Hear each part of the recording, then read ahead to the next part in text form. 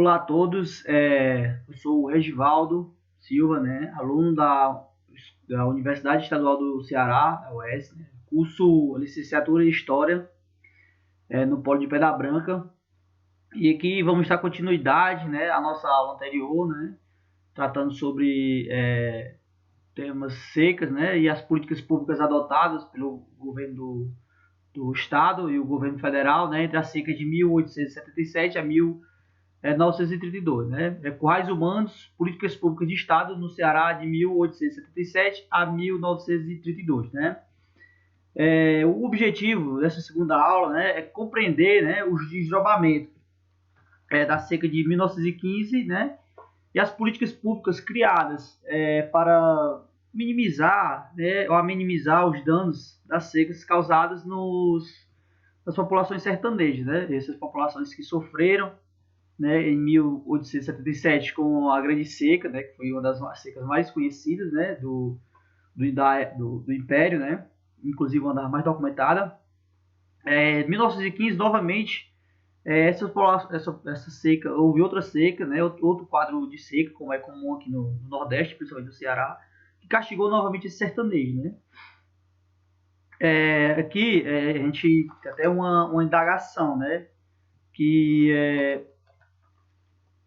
alguém aqui já ouviu falar ou já estudou algo falando sobre campos de concentração no Ceará, né, em 1915? Isso é um tema comum, né, lá na Europa, né, em 1944, né, não relacionando, mas é um tema comum, né, como se diz assim, um assunto que se fala muito na Segunda Guerra Mundial, né, não relacionado com esse campo de concentração, né, mas é uma curiosidade que pouco se fala, pouco se estuda aqui no Ceará, na história brasileira. Inclusive, existe poucos relatos em livros, poucos relatos materiais, né? Continuando aqui com relação à seca, né? A seca castigou o sertão novamente em 1915, como eu havia falado, né? Forçando novamente os sertanejos a procurarem outros estados, né? Ou a capital, né? Fortaleza, né? Isso fez com que as massas, né? Isso fez com que Fortaleza inflasse muito, né? Essa população sertaneja migrou em massa para a capital, fez com que Fortaleza migrasse muito. Tem até a curiosidade que em 1915, né, devido a essa grande migração, Fortaleza passou a ser a sétima maior população do país, né? Devido a essa grande migração de sertanejos flagelados que não tinham condição de viver no campo e iam para a capital, né, atrás de refúgio, né?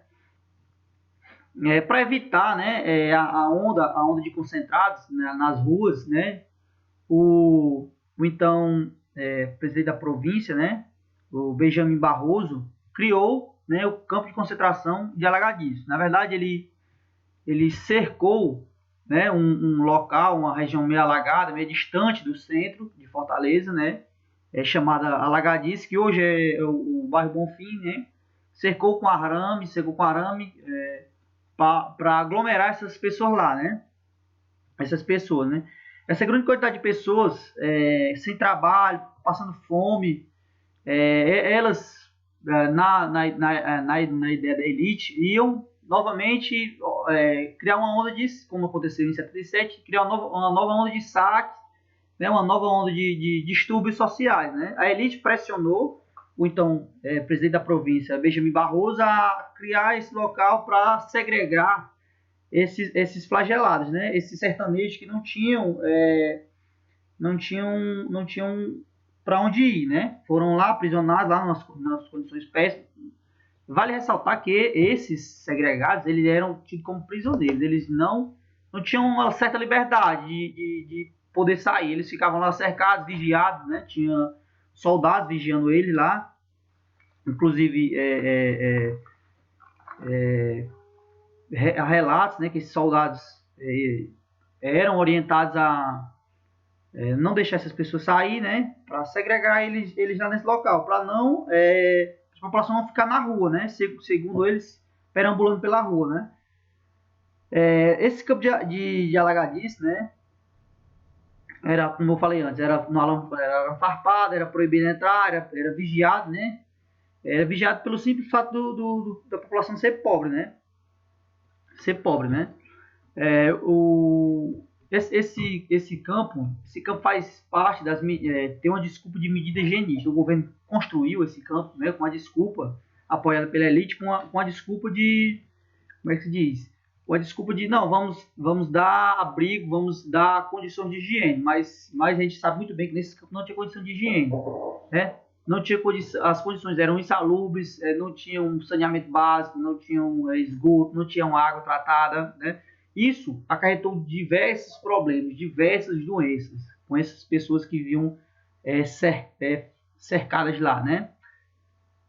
Cerca de 6 mil pessoas que viviam lá, né? Diversas doenças, aproximadamente 6 mil pessoas, diversas doenças, entre elas a malária, né? Que matou muitas pessoas. A gente pode ver aqui nesse gráfico aqui, o total de óbitos registrados durante a existência do campo de concentração. No azul, são os habitantes de Fortaleza, normal, né? Aqui a gente pode ver que foi 953, né, total.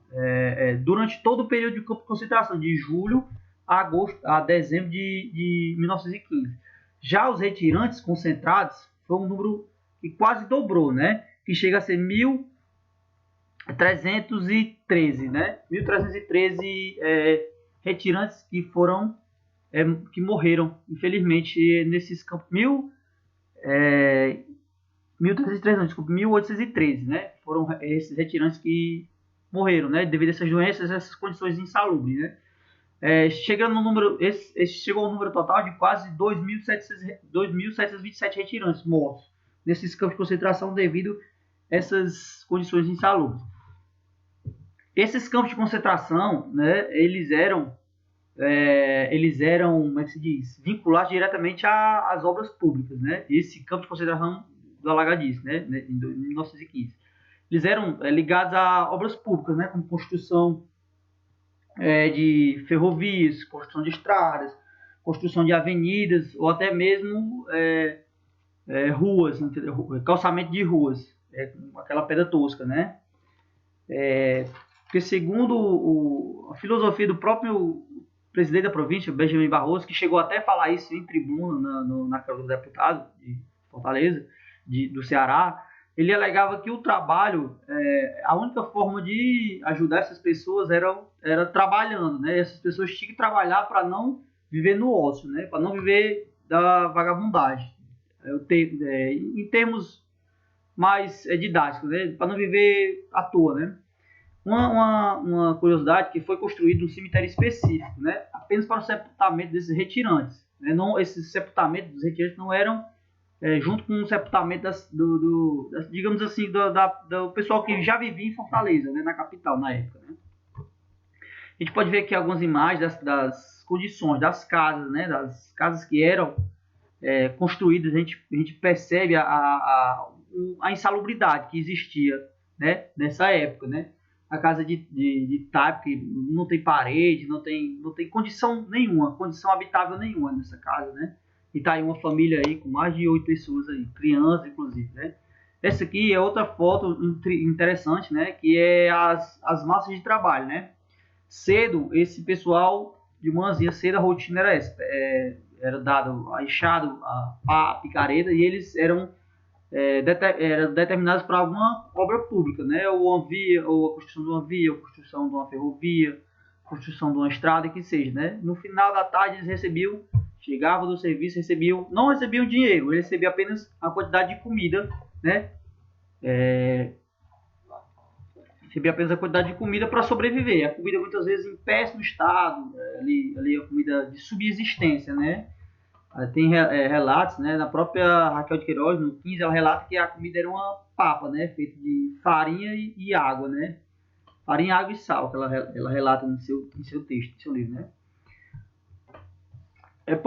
Pois bem, da seca de 1915, a gente viu que novamente o governo, né, não criou uma política adequada para as populações sertanejas que eram obrigadas a se retirar do sertão para a procura de uma sobrevivência numa cidade grande, né? Procura do auxílio, a população saiu do campo, já que o governo não chegava até o campo, a população saiu do campo e foi atrás do governo, nas grandes capitais, né?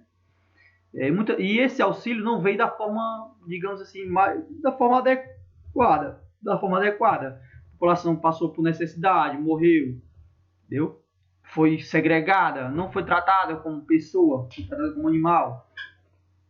Não foi criado um planejamento para atender essas demandas, né? Pensando nisso, né? A gente para avaliar nosso desempenho, a gente quer uma resenha crítica, né? A gente queria que vocês, alunos, fizessem uma resenha crítica, né, da música Asa Branca, de Luiz Gonzaga, relacionando o contexto da música, né, com base com a gente que estudou aqui, em qual a opção feita pelas pessoas durante o período da seca, né? E por quê? E como vocês veem, né, o papel do Estado, né, nessa ajuda, nessa opção das pessoas durante essa questão da seca. Então, pessoal, a gente aguarda o feedback de vocês, né? E até a gente deseja a gente aguarda o feedback de vocês, né? E até a próxima aula aí, pessoal. Valeu!